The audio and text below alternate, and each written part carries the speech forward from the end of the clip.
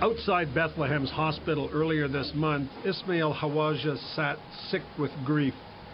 The Israelis had killed his wife Huda, he told CBC, with an explosion at their home.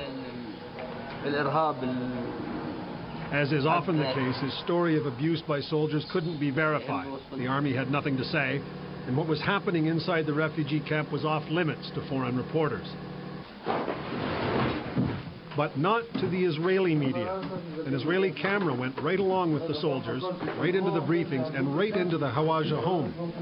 The army blew off the door, and inside found Huda Hawaja mortally wounded on the floor. Ismail Hawaja clearly thought at that point his wife would live. He begged the army to let an ambulance through. There were delays. The camera captured the terror of the woman's young daughter and her brother's attempt to stop her from showing the soldiers her fear. After the mother was finally taken out, one of the soldiers spoke to the news crew. "I don't know what we're doing here," he said. "Purification, maybe. It's dirty here. I don't know why a good Hebrew boy should be here so far from his home." Another soldier said he approved of the operation and that it really wasn't so bad. The soldiers then tore the house apart, evidently looking for weapons. In another scene, a girl begged soldiers not to demolish her home's wall, but in vain. Soldiers commonly smash walls to get into adjacent houses. This tape was actually not supposed to be aired.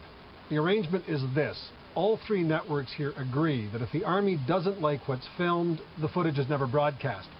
In this case, the army decided this tape was too embarrassing, too damaging, so it ordered it shelved. But this past weekend, Israel's Channel 2 decided to break the embargo, and the army and the government and a lot of viewers did not like what they saw.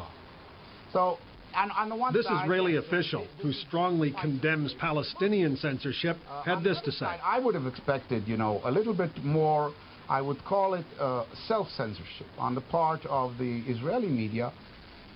Israel's second biggest newspaper splashed it all over page 1 today under the headline, "Gaffe." The army, after trying to suppress distribution of the pictures, expressed contrition for its soldiers' actions. Our action is so difficult to be done that it's, I would say, to the extremities of acceptance. And regarding the delay in evacuating Huda Hawaja, the army said this. It's a mistake. Neil MacDonald, CBC News, Jerusalem.